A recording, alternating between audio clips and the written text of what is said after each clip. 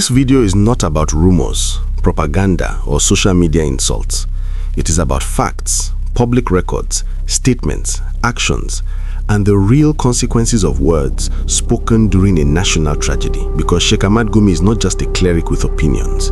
He is a man whose voice has intersected directly with Nigeria's bloodiest insecurity crisis. And to understand why his name provokes anger, loyalty, fear, and debate all at once, we must look clearly at what he has done, what he has defended, and why millions of Nigerians feel betrayed by his posture at a time when empathy should have leaned first toward victims, not perpetrators. Because while villages were being emptied, highways turned into hunting grounds, and families bankrupted by ransom payments, Gumi chose a path that challenged the emotional and moral center of the nation, beginning with his persistent insistence that armed bandits should be negotiated with rather than confronted. An idea he pushed repeatedly in interviews, sermons, and policy discussions, arguing that bandits were driven by poverty, exclusion, and injustice, rather than criminal intent. A framing that immediately angered communities who had watched loved ones killed, women violated, and children dragged into forests.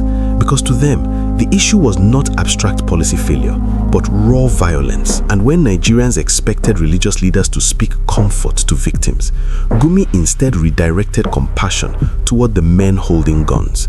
A choice that shaped every controversy that followed, because he did not stop at advocacy from a distance. He physically entered bandit territories, visiting camps inside forests where the Nigerian state itself struggled to assert authority, meeting armed men face to face, listening to their demands, and later recounting these encounters publicly. An act that shocked the nation, not just because of the security implications, but because of the symbolism.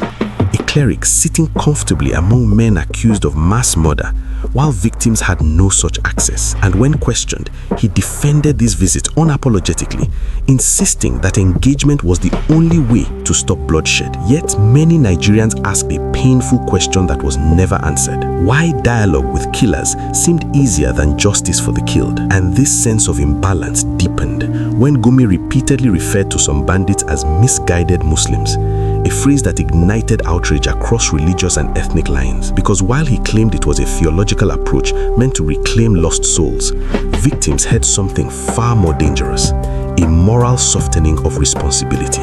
A suggestion that ideology or grievance could dilute accountability for crimes that included executions, mass kidnappings, and sexual violence. And in a country already fractured by suspicion, that language